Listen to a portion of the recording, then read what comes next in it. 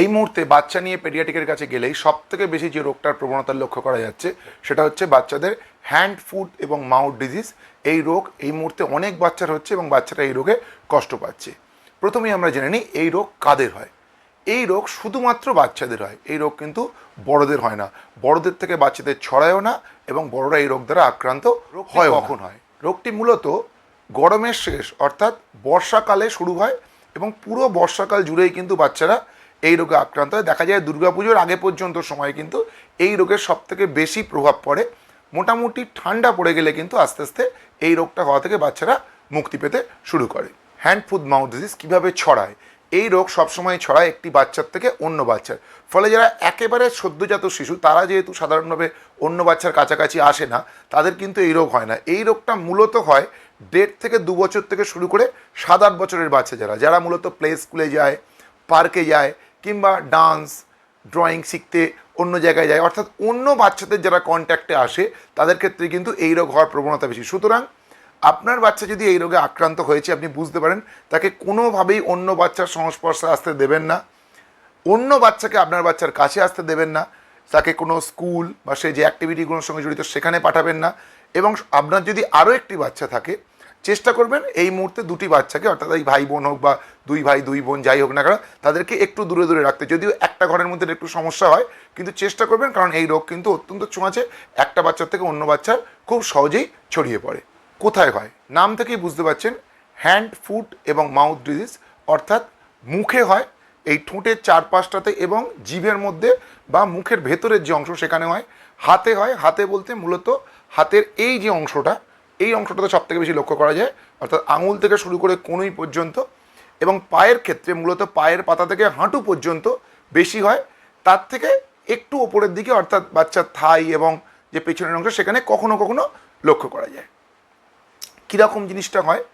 যেটা হয় যে পক্সের মতো, কিন্তু পক্সের মতো অতটা বেশি নয়, ছোট ছোট ফোস্কার মতো দাগ বাচ্চাদের হাতে, পায়ে এবং জিভে পর্যন্ত লক্ষ্য করা যায়। হ্যান্ড ফুট মাউথ ডিজিজে আক্রান্ত বাচ্চার কিন্তু খেতে একটু অসুবিধা হয়, কারণ তার মুখের ভেতরে যেহেতু ঘা থাকে তাই যে কোনো খাবার মুখের মধ্যে গেলে একটা জ্বালার অনুভূতি হয়, ফলে বাচ্চা খেতে চায় না। এই সময় আপনারা বাচ্চাকে কোন ধরনের খাবার দিতে পারেন?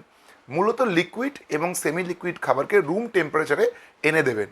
চেষ্টা করবেন খাবারের মধ্যে যেন অতিরিক্ত ঝাল বা নুন এই জিনিসগুলো না থাকে, এগুলো কিন্তু মুখের মধ্যে জ্বালার সৃষ্টি করবে। কী কী দিতে পারেন বাচ্চাকে? ওআরএস কিন্তু এই সময় খুবই জরুরি। তার কারণ হচ্ছে ওআরএসের ফলে বডিতে যে ইলেকট্রোলাইটগুলো অর্থাৎ সোডিয়াম পটাশিয়াম এগুলোর ব্যালেন্স ঠিক থাকে এবং যেহেতু ওআরএসে অল্প চিনি থাকে তার থেকে বাচ্চা কিছুটা এনার্জিও পায়। রুম টেম্পারেচারে রাখা দুধ কিন্তু এই সময় বাচ্চাদের খাওয়াতে পারেন, কারণ দুধের মধ্যে যেহেতু প্রোটিন থাকে এবং কিছুটা ফ্যাটও থাকে, দুটো থেকে বাচ্চা এনার্জি পায়। এবং প্রোটিন যে কোনো রোগে আক্রান্ত বাচ্চা হোক বা বড় হোক যে কোনো ক্ষেত্রে তার শরীরকে যেহেতু ভেতর থেকে একটা রোগ প্রতিরোধ ক্ষমতা বাড়াতে প্রোটিন সাহায্য করে, তাই অবশ্যই বাচ্চাকে আপনারা এই সময় দুধ খাওয়াতে পারেন। ফ্রুট জুস বা ডাবের জল এগুলো অবশ্যই দিতে পারেন, কারণ ফলের মধ্যে প্রচুর ভিটামিন থাকে, ডাবের জলের মধ্যেও ইলেকট্রোলাইট থাকে। এগুলো এই সময় শরীরে দিলে শরীরে যে ফ্লুইডের অভাব, কারণ বাচ্চা এই সময় জল খেতেও কিন্তু সমস্যা হয় মুখের ভেতরে ব্যথার কারণে, তাই ইলেকট্রোলাইট এবং জল দুটোই শরীরে প্রবেশ করবে, ফলে বাচ্চা ধীরে ধীরে সুস্থ হতে এগুলো বাচ্চাকে হেল্প করবে। এছাড়া যেটা করতে পারেন যে শুধু বাচ্চাকে দুধ না খাইয়ে যদি একটু বড় বাচ্চা হয়, দুধের মধ্যে মুড়ি গুঁড়ো, মাখনা গুঁড়ো বা একটু ভাত ভালো করে চটকে দিয়ে, অর্থাৎ দুধের সঙ্গে একটু কার্বোহাইড্রেট দিয়ে দিলে কিন্তু বাচ্চার পেটটা অনেকক্ষণ ভরা থাকবে। সেক্ষেত্রে দুধ এবং খাবার একসঙ্গেই কিন্তু খেয়ে নিতে পারবে। এবং সর্বশেষে যে খাবারটার কথা বলছি এটা খুব একটা হেলদি না হলেও এই সময় বাচ্চাদেরকে দিতে পারেন, সেটা হচ্ছে আইসক্রিম। কিছু কিছু বাচ্চা এই সময় কিছুই খেতে পারে না, কোনো খাবার খেতে চায় না, খাবারের স্বাদ পায় না। আইসক্রিম যেহেতু একটু টেস্টি হতো বাচ্চারা খাবে। আইসক্রিম থেকে ঠান্ডা লেগে যাওয়ার ভয় সেভাবে নেই, একটু গলিয়ে নিয়েও দিতে পারেন। আইসক্রিমটা খেলে তার মধ্যে দুধ থাকে, চিনি থাকে, বাচ্চা একটু এনার্জিও পায় এবং খাবারটা যেহেতু একটু টেস্টি বাচ্চা একটু মজা করে খায়।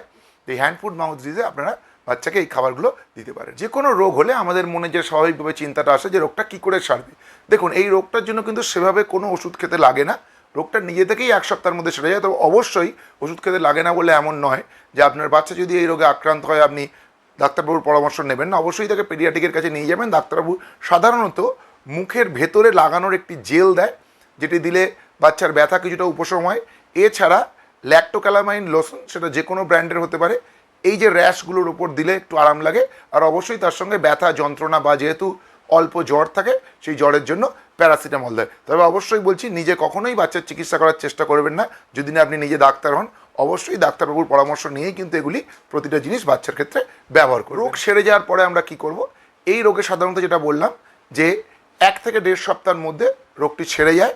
রোগটা সেরে যাওয়ার পরে বাচ্চাকে ডাক্তারবাবুর কাছে নিয়ে গেলে ডাক্তারবাবু র্যাশ মেলানোর জন্য, অর্থাৎ তার গায়ে যে দাগগুলো হয় সেই দাগগুলো মেলানোর জন্য সাধারণভাবে নারকেল তেল লাগাতে বলেন। সেটা কিন্তু অবশ্যই হ্যান্ড ফুড মাউথ ডিজিজে আক্রান্ত অবস্থায় নয়, রোগটা সম্পূর্ণ সুস্থ হয়ে যাওয়ার পরে। এবং যেহেতু শরীরে একটা ধকল যায় বাচ্চার জন্য, অনেক সময় ডাক্তারবাবুরা একটি ভিটামিন প্রেসক্রাইব করেন, ডাক্তারবাবুর পরামর্শ মতো সেই ভিটামিন খেলে খুব তাড়াতাড়ি কিন্তু আপনার বাচ্চা আবার আগের মতো সুস্থ জীবন ফিরে পেতে পারবে। প্রত্যেকের বাচ্চা সুস্থ থাকুক এই কামনা করে ভিডিও শেষ করলাম।